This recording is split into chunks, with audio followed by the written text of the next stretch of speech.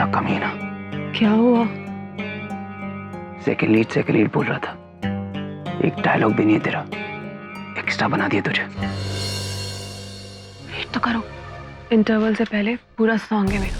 Just wait and watch. देखता हूँ, अगर नहीं आया ना तो छोड़ूंगा नहीं साले को। चुप करो, सब लोग सुन लेंगे।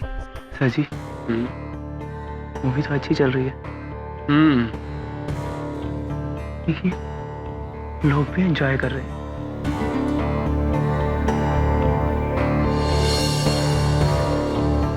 लेकिन प्रोड्यूसर साहब खुश नहीं है ना,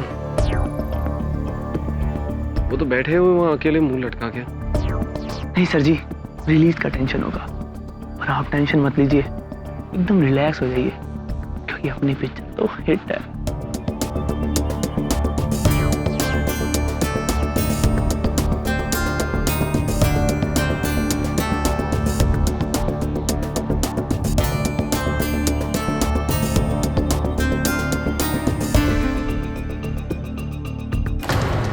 बोला था ना मैंने तुझे, कोई सॉन्ग नहीं आएगा तेरा। बेवकूफ बनाया उसने तुझे। पवन श्रीवास्तव, झूठ बोला तूने मेरी स्टोरी को। गजेन प्लीज। किधर है सॉन्ग? फैसल, बाहर निकालो इससे। नहीं छोड़ूंगा, छोड़ूंगा नहीं तुझे। फैसल, से बाहर निकालो। छोड़ो मुझे, बाहर निकालो इसे। तुझे जान से मारूंगा। छोड़ो मुझे, जान से मारूंगा तुझे। नहीं छोड़ूंगा, छोड़ो मुझे, नहीं छोड़ूंगा मैं उसे। उसे मेरी गर्लफ्रेंड को झूठ बोला है।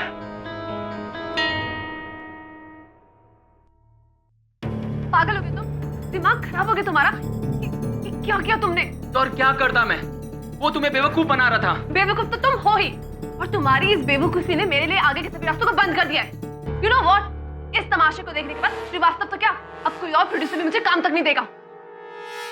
Shut up, Gajen. और तुम अभी इस वक्त जाओ यहाँ से। और हाँ, तुम तो उससे माफी मांगने से रहे, लेकिन कोई बात नहीं, मैं तुम्हारे बिहाफ पर उससे माफी जरूर मांग लूंगी। ओके? अब just leave from here. Sweetie, Don't talk to me, Gajen. Sweety.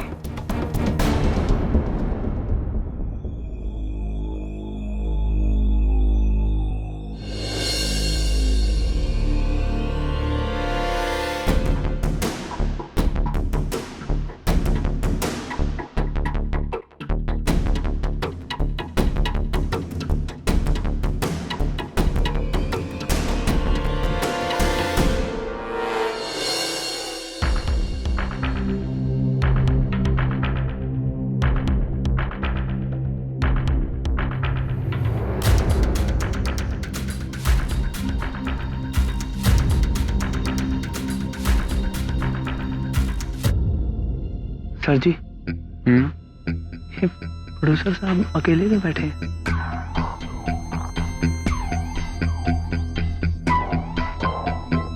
Plan तो होगा स्वीटी के साथ बैठना, उसका बॉयफ्रेंड आ गया तो इनका पचका हो गया। ये लड़कियों का चक्कर ना किसी दिन श्रीवास्तव को ले डूबेगा।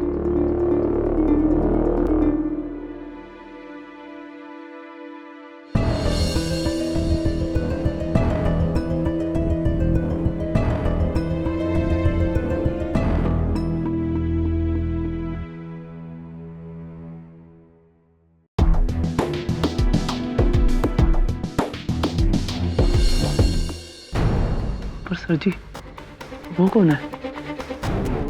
कौन? अरे मरेगा साला। श्रीवास्तव साहब ने कहा था किसी को मेरे नजदीक आने मत देना। पर सर वो कर क्या रहा है? कौन है? ए, क्या हो रहा है? लाइट।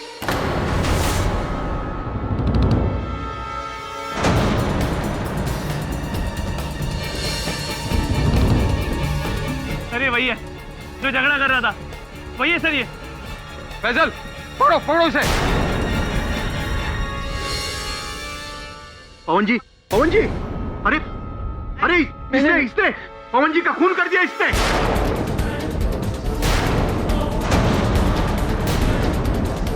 कोई पुलिस को बुलाओ, मैं इसे पकड़ के रखा हूँ। पुलिस को बुलाओ जल्दी। मैंने नहीं मारा जी, मैंने नहीं मारा। अरे मैंने मारा है। इतने सारे गवाह हैं, नहीं मारा है पवन जी को। अरे बुलाओ कोई पुलिस को। नहीं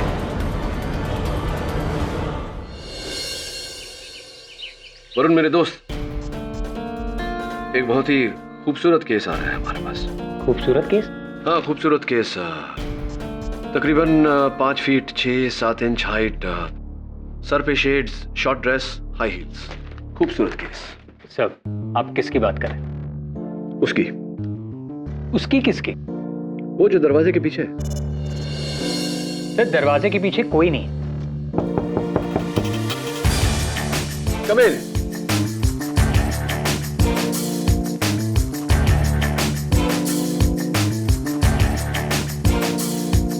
mister KD Pathak, hi, may I call you sweetie? Please come in Sweety.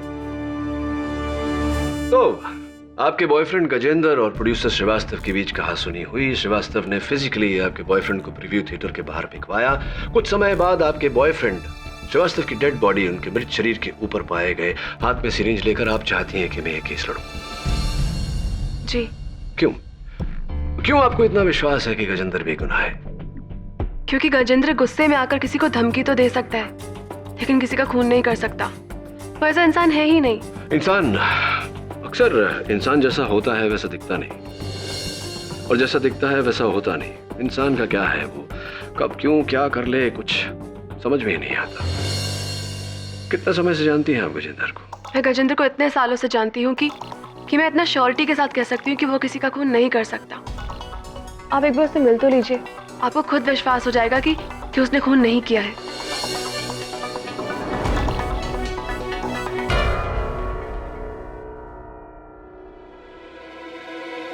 Okay.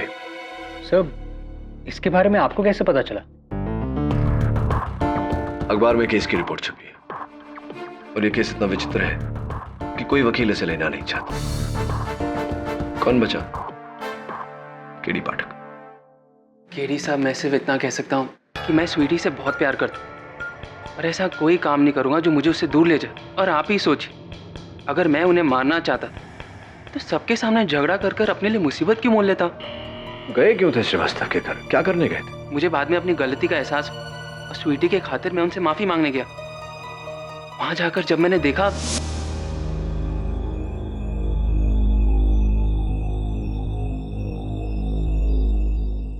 Sorry sir, sir, sir, sir,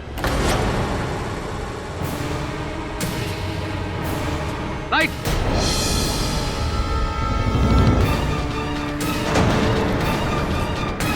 उनके गले में सिरिंज अटकी हुई थी, वो मर चुके थे। मैं सिरिंज निकाल ही रहा था, उतने में लोगों ने मुझे पकड़ लिया। सर प्लीज मेरा यकीन कीजिए, मैंने उन्हें धमकी जरूर दी, लेकिन मैं किसी का खून नहीं कर सकती। मुझे हिंसा से सख्त नफरत है। जज साहब, सुंदर तो नहीं कहूंगा, लेकिन हाँ ये बहुत ही सिंपल सा केस है। प्रोड्यूसर पवन श्रीवास्तव की फिल्म के प्रीव्यू के दौरान मुलजिम गजेंद्र वर्मा ने सबके सामने अपने गुस्से की आवाज में प्रोड्यूसर श्रीवास्तव को जान से मारने की धमकी दी।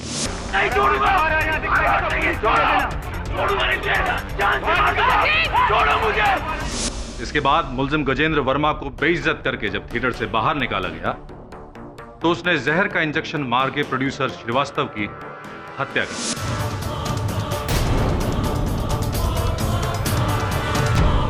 जैसा गजेंद्र एक केमिस्ट रह चुका है, वो अच्छी तरह से जानता है कि कौन सा जहर कितनी मात्रा में दिए जाने से इंसान की तुरंत मौत हो सकती है। और सबसे खास बात यह है जज साहब कि गजेंद्र वर्मा को सिरिंज के साथ रंगे हाथों पकड़ने वाले एक नहीं बल्कि कई लोग।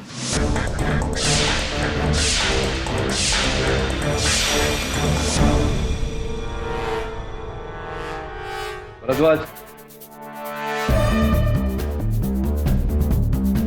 आपकी दलील के अनुसार गजेंद्र निश्चय बना कर गए थे श्रीवास्तव जी को मारने का, तो अपने साथ वो जहर और सिरिंज भी लेकर गए होंगे।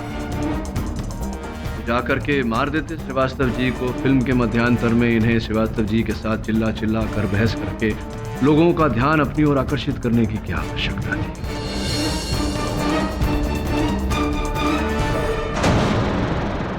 केडी साहब, ये तो आप और आपका क्लाइंट गजेंद्र ही बेटर जानता होगा। बहरहाल ये भी हो सकता है कि जब गजेंद्र को बेइज्जत करके बाहर निकाला गया तो वो जहर और सिरिंज लेकर आया होगा और प्रोड्यूसर श्रीवास्तव को मार दिया होगा। होने को तो कुछ भी हो सकता है भरद्वाज साहब, लेकिन ऐसा हुआ नहीं है योर ऑनर। पुलिस जांच के अनुसार गजेंद्र ने थिएटर के आसपास किसी भी केमिस्ट से किसी भी प्रकार का जहर या कोई सिरिंज नहीं खरीदी। मुद्दा ये नहीं है केडी साहब कि गजेंद्र जहर और सिरिंज घर से लेकर आया या केमिस्ट। मुद्दा ये है कि गजेंद्र को श्रीवास्तव का खून करते हुए कई लोगों ने देखा है। भरद्वाज साहब, अक्सर जो होता है वो दिखता नहीं और जो दिखता है वो होता नहीं। इस केस में भी ऐसा ही है यार। मेरे मुवक्किल का ये कहना है कि वो श्रीवास्तव जी की गर्दन में सिरिंज डाल नहीं रहे थे, उसे निकाल रहे थे। केडी साहब, ये हकीकत तो नहीं हो सकती। हाँ, आपके द्वारा बनाई गई एक बहुत ही सुंदर कहानी जरूर हो सकती है जिस पर कोई भी भरोसा नहीं करेगा। ये अदालत तो बिल्कुल भी नहीं। बस थोड़ी सी प्रतीक्षा कीजिए भरद्वाज साहब, इस कहानी को मैं वास्तविकता में बदल दूंगा। योर ऑनर, मैं डायरेक्टर कमलेश खन्ना को कटघरे में बुलाने की अनुमति चाहता हूँ। इजाजत है? जी कमलेश खन्ना, आप इस चलचित्र के निर्देशक हैं? जी हाँ। ये बताइए कि इस फिल्म के प्रीव्यू के दौरान किसी व्यक्ति को हॉल में अंदर आते देखा, विशेषकर मध्यांतर के बाद? जी नहीं। नहीं सर, और किसी को तो नहीं देखा मैंने। मैं तो फिल्म देख रहा था। बहुत अच्छी फिल्म बनी है वकील साहब, आप भी जरूर देखना। बहुत ही सुंदर केडी साहब, आपकी दलीलों में मजा तो बहुत आ रहा है, लेकिन क्या है कि अदालत का कीमती वक्त भी बर्बाद हो रहा है। इतने सारे गवाहों की गवाही के बाद यह बात तो साफ है कि फिल्म के दौरान गजेंद्र के अलावा प्रीव्यू हॉल में कोई आया ही। इसका मतलब गजेंद्र ने ही पवन श्रीवास्तव का खून किया है।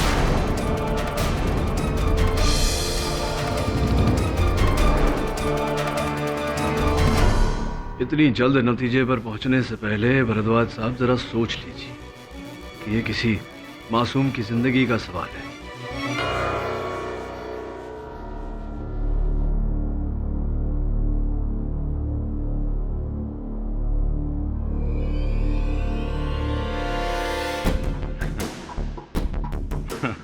मासूम, बहुत सुंदर केडी साहब। आपके इस मासूम मुवक्किल की मासूमियत का एक बहुत ही उम्दा सबूत अभी अभी मेरे हाथ में।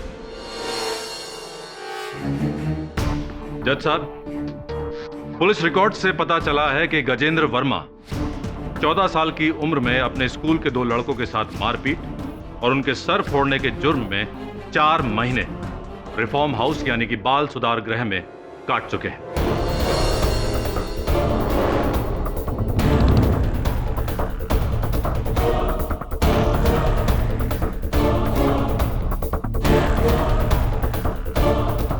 और उससे भी सुंदर बात यह है कि बाल सुधार गृह से निकलने के बाद भी जनाब सुधर नहीं पाए। सर प्लीज मेरा यकीन कीजिए, मैंने उन्हें धमकी जरूर दी, लेकिन मैं किसी का खून नहीं कर सकता। मुझे हिंसा से सख्त नफरत है।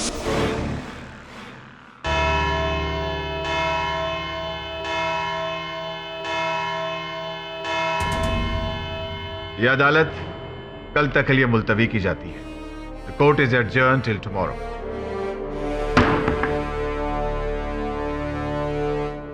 हर कोई जानता है जितना मैं हिंसा से नफरत करता हूं उससे कहीं ज्यादा झूठ से नफरत है मुझे। क्या सोचकर झूठ बोला तुमने मुझे गजेंद्र? क्या कहा था तुमने? हिंसा से मुझे नफरत है। ये सब क्या था जो कोर्ट में बताया? सर मैंने आपसे कभी झूठ नहीं कहा। हाँ, बचपन में नादानी में मुझसे गलती हो गई थी, जिसकी सजा मैंने 4 महीने रिफॉर्म हाउस में रहकर बिताई। 4 महीने मिले नर्स से भी बदतर थे। रिफॉर्म हाउस से बाहर निकलते ही मैंने डिसाइड कर लिया कि मैं कभी हिंसा का सहारा नहीं लूंगा। तो प्लीज मेरा यकीन कीजिए, मैंने खून नहीं किया। और कुछ है, कोई बचपन की बात या जवानी की बात जो तुमने मुझे बताई ना हो? प्लीज बता दो। नहीं सर, और कुछ भी नहीं। तो श्रीवास्तव यहाँ बैठा था और श्रीवास्तव के इर्द गिर्द बाकी के लोग बैठे थे इन सीट्स पर। अगर इनमें से कोई श्रीवास्तव की तरफ बड़ा होता, थैंक यू, तो इन लोगों में से उसे अवश्य किसी ने देखा होता। बाहर इन दरवाजों से कोई अंदर आया होता, तब भी यहाँ बैठे लोगों में से किसी ने उसे देखा होता, जैसे कि गजेंद्र को देखा। अगर इंटरवल के बाद ऑडिटोरियम में बाहर से कोई आया नहीं, किसी ने किसी को आते हुए देखा नहीं, तो फिर श्रीवास्तव की हत्या की किसने? सर, हो सकता है इनमें से कोई एक झूठ बोल रहा हो।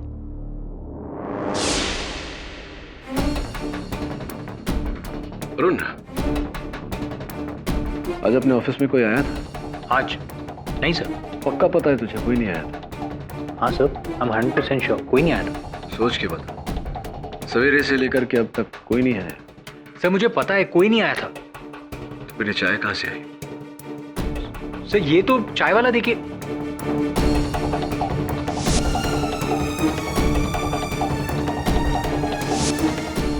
एग्जैक्टली। कि ऑडिटोरियम में भी कोई ऐसा व्यक्ति आया था जो हमेशा वहां से आता जाता रहता है, लेकिन उसकी तरफ ध्यान नहीं देता।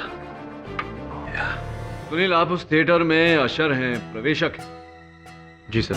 लोगों को उनकी सीट दिखाने के अतिरिक्त आप वहाँ जलपान, स्नैक्स, कोल्ड ड्रिंक्स इत्यादि भी बेचते हैं। जी सर। तो ये बताइए कि उस दिन उस फिल्म के मध्यांतर के बाद आप थिएटर के अंदर गए थे? जी नहीं सर। सोच के बता। जी सर, मैं सच कह रहा हूँ सर। इंटरवल के बाद सर मैं काउंटर पर ही था सर, मैं अंदर गया ही नहीं सर। ठीक है, बैठिए। Thank you sir. खन्ना साहब, जरा सोच कर बताइए, क्या आपने उस दिन फिल्म के मध्यांतर के बाद हॉल के अंदर किसी को घूमते हुए देखा था? ऑब्जेक्शन जज साहब। बार बार सवाल पूछे जाने से सच्चाई बदल नहीं जाएगी। केडी साहब गवाह पर जोर डाल रहे हैं। Objection sustain. केडी, सवाल दोहराओ मत। क्षमा चाहता हूँ योर ऑनर। मेरा दूसरा सवाल, खन्ना साहब, क्या आपने उस दिन मध्यांतर के बाद सुनील अशर को, प्रवेशक को, हॉल के अंदर देखा? ऑब्जेक्शन जज साहब। ओवररूल्ड। KD continue. देखा था या नहीं सुनील को? खन्ना साहब बताइए। केरी साहब, सच बताऊं तो मैं इतना नर्वस था कि होश में नहीं था। उस वक्त अगर अशर हुआ भी तो मैंने नोटिस नहीं किया। आप नर्वस थे, आपने नोटिस नहीं किया। जी हाँ, बैठिए। जी, थैंक यू। नहीं सर, मैंने अशर को कहीं नहीं देखा। हाँ सर, मुझे याद आ रहा है, उस दिन इंटरवल के बाद अशर वहां पर आया था।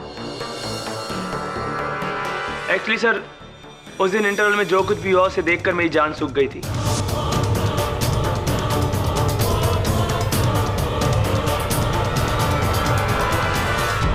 और झगड़ा खत्म होते होते इंटरवल खत्म हो गया और मूवी भी शुरू हो गई थी सर। और मुझे प्यास लगी थी, लेकिन मैं बाहर जा नहीं पाया, इसलिए मैंने चारों तरफ नजर घुमाई और वहां मैंने अशर को पाया।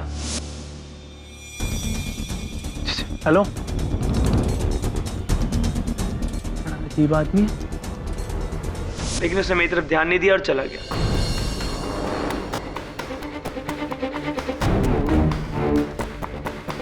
कहाँ चला गया? सर शायद पीछे की तरफ गया होगा।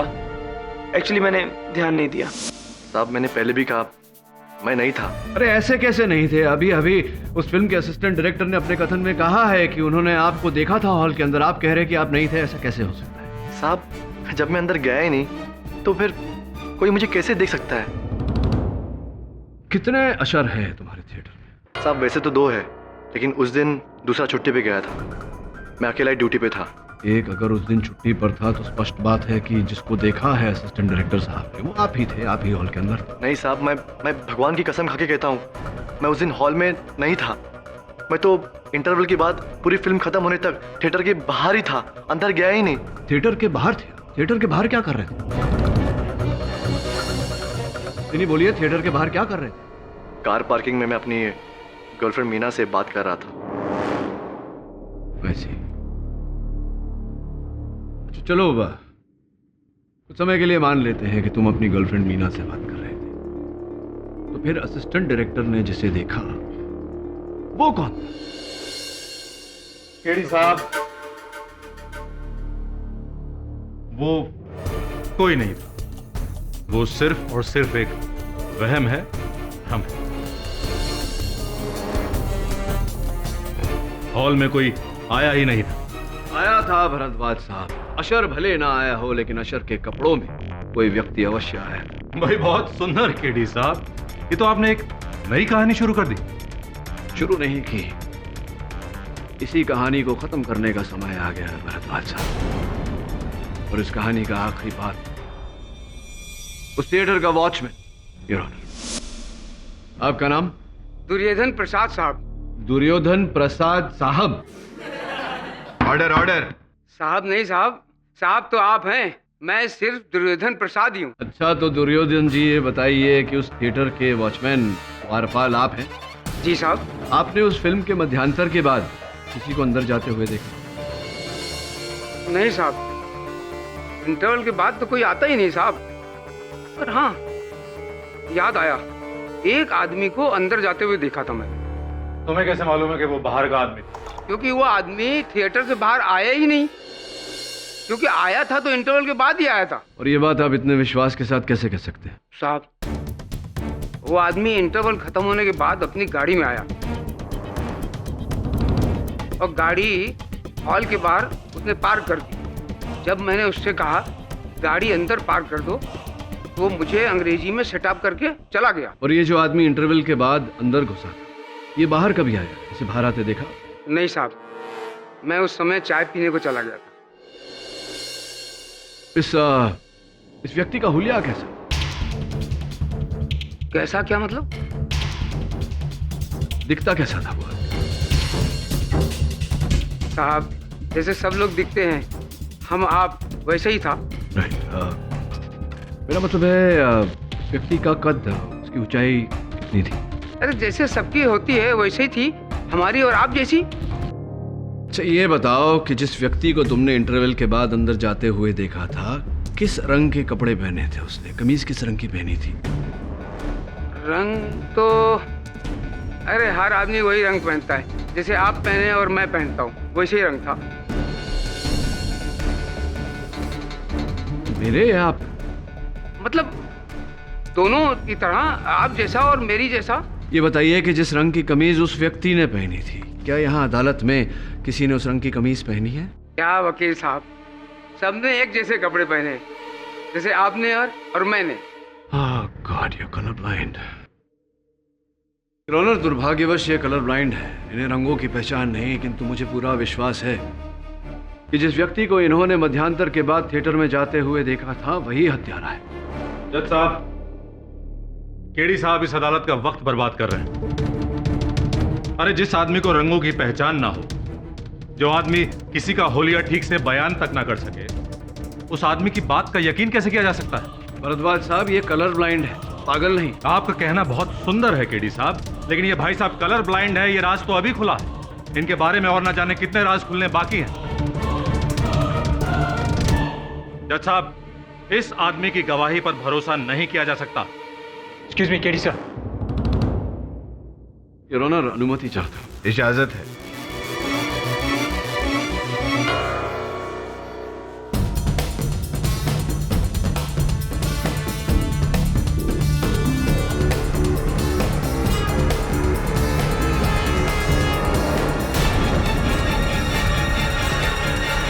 खान साहब आइए, पधारिए कटघरे में। मिस्टर फैजल खान, आपने पुलिस को अपने ये दूसरे सेलफोन के बारे में नहीं बताया था, क्यों?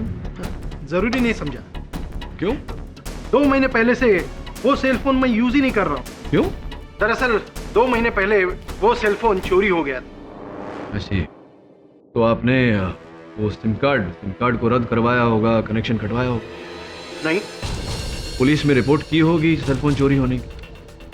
जरूरत ही नहीं समझी। अब वैसे भी पुराना फोन था, बहुत तकलीफ दे रहा। नहीं खान साहब, फोन तो पुराना था, समझ गया। कनेक्शन तो आप ही का था, सिम कार्ड तो आप ही का था, आपने उसे कटवाना जरूरी नहीं समझा।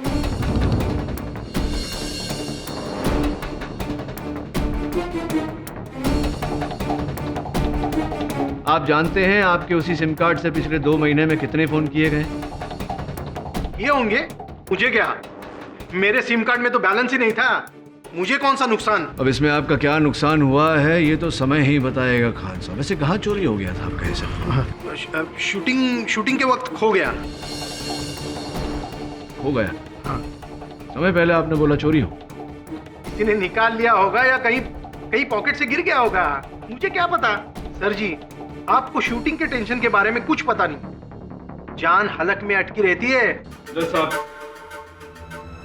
केडी साहब इस आदमी के दूसरे सेलफोन के बारे में पूछ के पता नहीं क्या प्रूव करना चाहते हैं। केडी, आपको इस आदमी पे शक है? योर ऑनर, मुझे तो शक भरद्वाज साहब पर भी है। मतलब क्या आपका? मतलब ये भरद्वाज साहब की मुझे शक है कि आप मुझे भटकाने की कोशिश कर रहे हैं, लेकिन योर ऑनर मैं ये साबित कर दूंगा कि खान साहब के खोए हुए सेलफोन या चोरी किए गए सेलफोन और इस हत्या के केस के बीच गहरा ताल्लुक है। Your honour, the defence request for a 2-hour interview. यह अदालत 2 घंटे के लिए स्थगित की जाती है।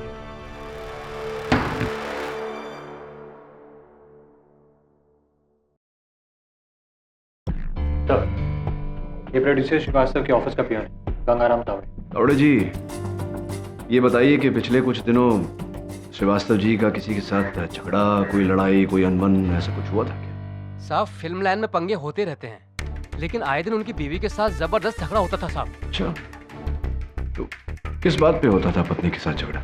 वो लड़कियों को लेकर शक करती थी, जरा जरा सी बात पे ऑफिस में पहुंच जाती थी, सबके सामने उनको उल्टा सीधा बोलती थी, उनके फोन चेक करती थी और फोन के बिल भी चेक करती थी, और तो और साहब हमको पैसे देती थी उन पर नजर रखने के लिए, और वो कहाँ जाते हैं, किससे मिलते हैं और कौन कौन लड़की उनके साथ घूमने जाती है। धन्यवाद, अब बाहर इंतजार। जी साहब। वरुण, मुझे श्रीवास्तव पर संदेह हो रहा है। सोच, जिसकी बीवी इतनी शक्की हो, जो खुद इतना रंगीन मिजाज का हो, वो अपने इन रंगीले कार्यों के लिए खुफिया सेलफोन तो अवश्य रखे, क्योंकि उसकी बीवी उसके सेलफोन के बिल्स चेक करती थी, वो अपने नाम पर फ़ोन तो लेगा नहीं। मुझे पूरा विश्वास है कि फैजल खान का फ़ोन श्रीवास्तव के पास ही था। वो फ़ोन कंपनी से कुछ पता चला क्या? सर, मैंने फ़ोन कंपनी से पता किया, वो दूसरे सेलफोन से जो लास्ट कॉल किया था उसका लोकेशन श्रीवास्तव का ऑफिस ही है। तो जा फिर ढूंढ, ज़्यादा समय नहीं बचा। Right sir.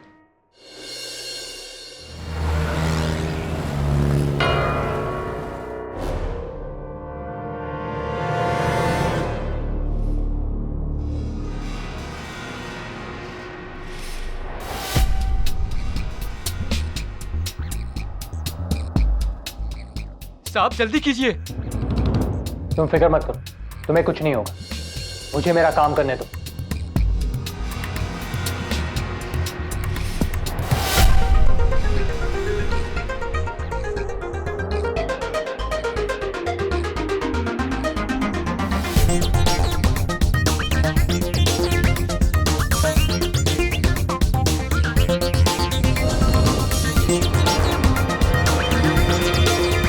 साहब जल्दी कीजिए, नहीं तो मेरी नौकरी चली जाएगी अगर किसी ने देख लिया तो। वहीं पे खड़े रहो।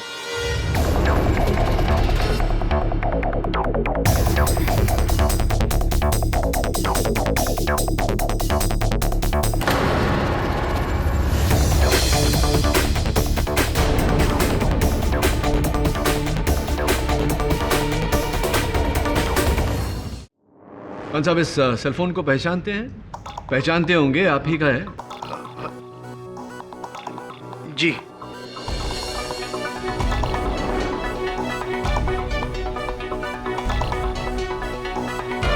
हकीकत यही है सर कि ये सेल नंबर मेरा है ही नहीं।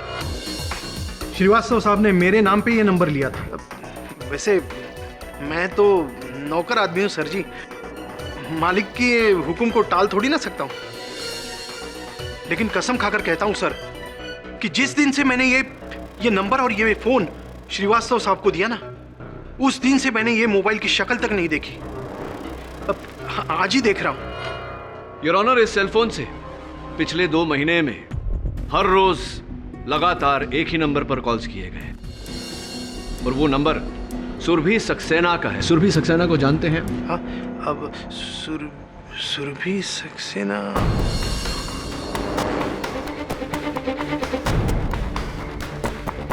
हाँ, वो उन्होंने कुछ साल पहले श्रीवास्तव साहब की एक फिल्म में सेकंड हीरोइन का काम किया था। राइट। और कुछ महीने पहले वो श्रीवास्तव साहब के ऑफिस में भी उनसे मिलने आई थी। सुरभि सक्सेना। सुरभि जी, कृपया कर अदालत को बताइए कि आप फिल्म प्रोड्यूसर पवन श्रीवास्तव को कैसे जानती थी? जी, कुछ साल पहले मैंने उनकी फिल्म में काम किया था। कुछ 2 महीने पहले आप उनके दफ्तर गई थी उनसे मिलने? जी बिल्कुल मिली थी। मुझे काम के सिलसिले में बहुत सारे प्रोड्यूसर्स, डायरेक्टर्स, कास्टिंग डायरेक्टर्स से मिलना पड़ता है। Of course. मैं गई थी उनसे मिलने। और उसके बाद दूसरी मुलाकात कब हुई उनके साथ? दरअसल उस मुलाकात के बाद जरूरत ही नहीं पड़ी। सुरभि जी, पिछले 2 महीने से श्रीवास्तव जी आपको लगातार प्रतिदिन 4-5 बार फोन कर रहे हैं और आपकी वार्तालाप मिनटों नहीं घंटों चल रही थी। आप झूठ क्यों बोल रही हैं कि आपकी बात ही नहीं हुई उनके साथ? प्लीज सच बताइए। जी, दरअसल मैं और पवन बहुत जल्द शादी करने वाले थे।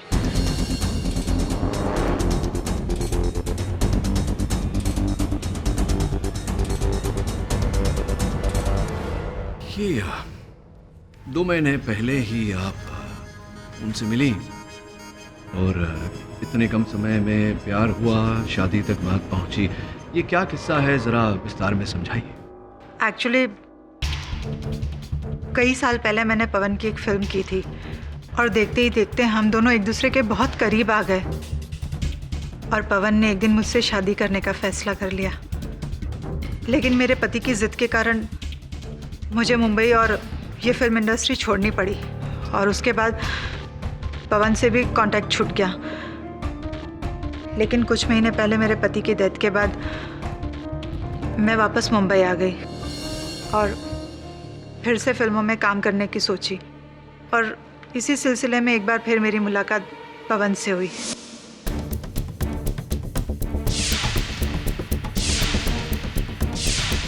और इस फिल्म की रिलीज के बाद पवन अपनी बीवी को तलाक देकर हमारी शादी अनाउंस करने वाले थे।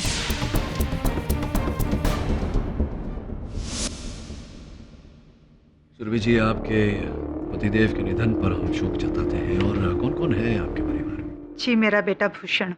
भूषण को आपके इस विवाह से कोई आपत्ति या कोई एतराज तो नहीं? नहीं, बिल्कुल नहीं। इनफैक्ट भूषण और पवन एक दूसरे को बहुत पसंद करते थे। तो इस समय क्या व्यस्तता है आपके सुपुत्र की, क्या करते हैं वो? जी, वो एक NGO रन करता है। अभी ब्लड डोनेशन कैंप में बिजी है। He is a social worker.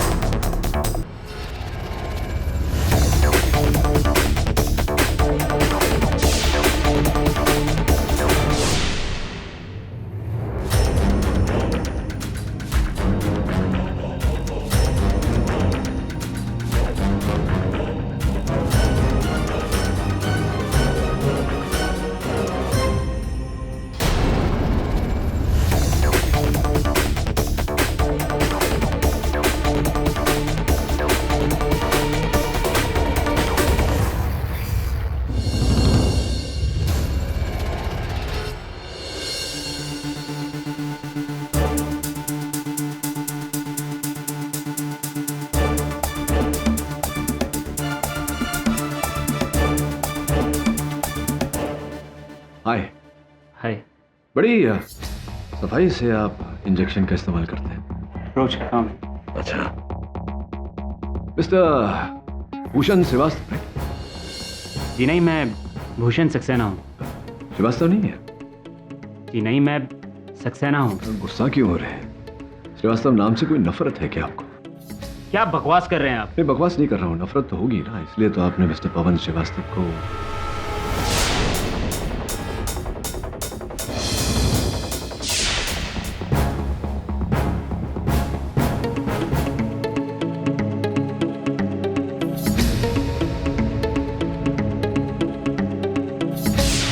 जाइए, मुझे और भी काम है।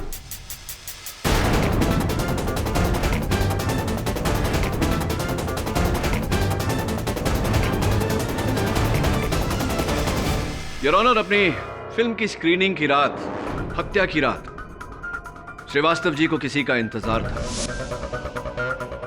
और जिस व्यक्ति का वो इंतजार कर रहे थे वो नहीं चाहते थे कि वहां उपस्थित लोगों की नजर उस पर पड़े, इसीलिए वो पीछे की रो में अकेले बैठे हुए थे। श्रीवास्तव जी के जीवन का सबसे बड़ा रहस्य सुरभि सक्सेना थी, या यूं कहिए उनके सुपुत्र भूषण। और भूषण को ही उन्होंने वहां बुलाया था मुलाकात करने के लिए, उनके और सुरभि जी की शादी के बारे में बताने के लिए। भूषण के इतिहास को टटोलने के बाद हमें पता चला कि लिटरेचर में एमए करने के बावजूद उनकी दिलचस्पी समाज सेवा में थी। कई blood donation camps, medical camps का वो हिस्सा बने थे। इसीलिए योर ऑनर, उन्हें दवाइयों और सिरिंजेस का बहुत तजुर्बा था और इसी जानकारी के आधार पर मैंने उनका पीछा करवाया।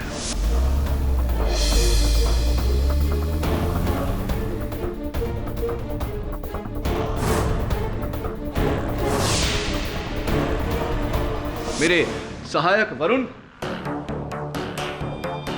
भूषण की गाड़ी की डिक्की में से उस थिएटर के प्रवेशक का ये यूनिफॉर्म मिला, जिस यूनिफॉर्म को पहनकर भूषण ने श्रीवास्तव जी की हत्या की थी।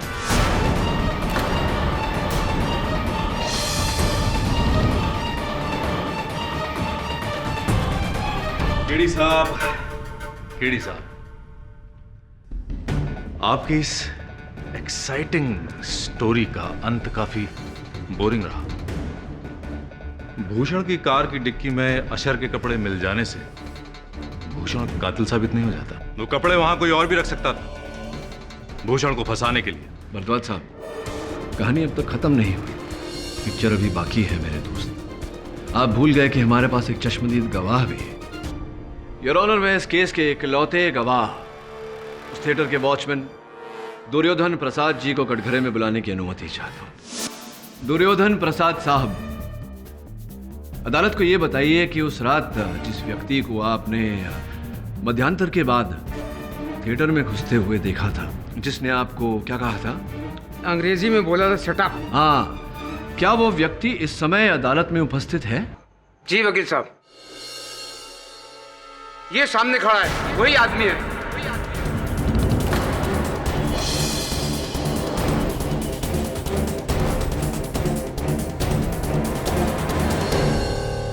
योर ऑनर, जब से मेरी माँ ने उस पवन श्रीवास्तव से शादी करने का फैसला लिया था, तभी से मेरे दिल में नफरत का बीज पनपने लगा।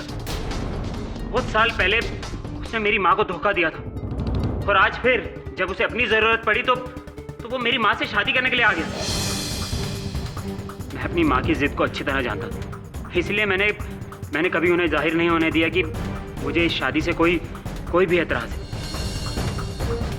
लेकिन दिल ही दिल में मैं उसके लिए नफरत बढ़ाता जा रहा था और ये नफरत की इंतहा थी कि जब मुझे पता चला कि इस फिल्म के बाद श्रीवास्तव और मेरी माँ अपने संबंधों को दुनिया के आगे जाहिर करने वाली, और तभी मैंने सोच लिया कि इस फिल्म की स्क्रीनिंग के बीच में ही मैं उसे खत्म कर दूंगा। श्रीवास्तव ने मुझे इस फिल्म की स्क्रीनिंग के लिए बुलाया था।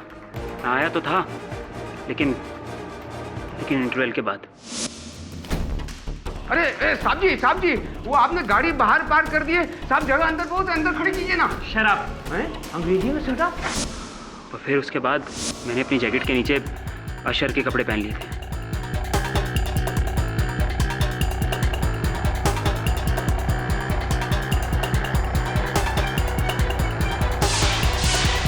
अंधेरे में मैं श्रीवास्तव के पास पहुंचा। इससे पहले कि श्रीवास्तव कुछ समझ पाता, मैंने उसके गले में इंजेक्शन उतार दिया। जैसा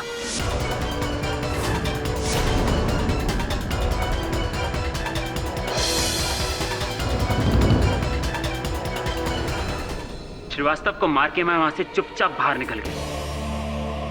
और फिर योर ऑनर गजेंद्र ने श्रीवास्तव जी को वहां देखकर उनकी गर्दन से वो इंजेक्शन निकाला। उसी समय डायरेक्टर खन्ना वहां आ गए और उन्होंने शोर मचाया।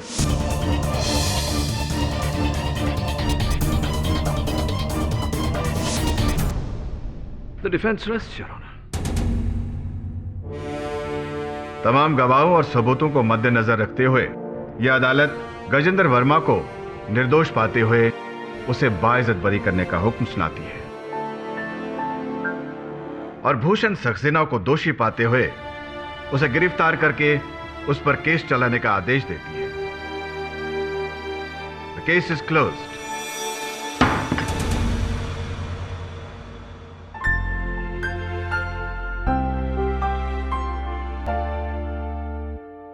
हाँ भरद्वाज साहब, कैसा लगा इस कहानी को हकीकत का रूप लेते देख?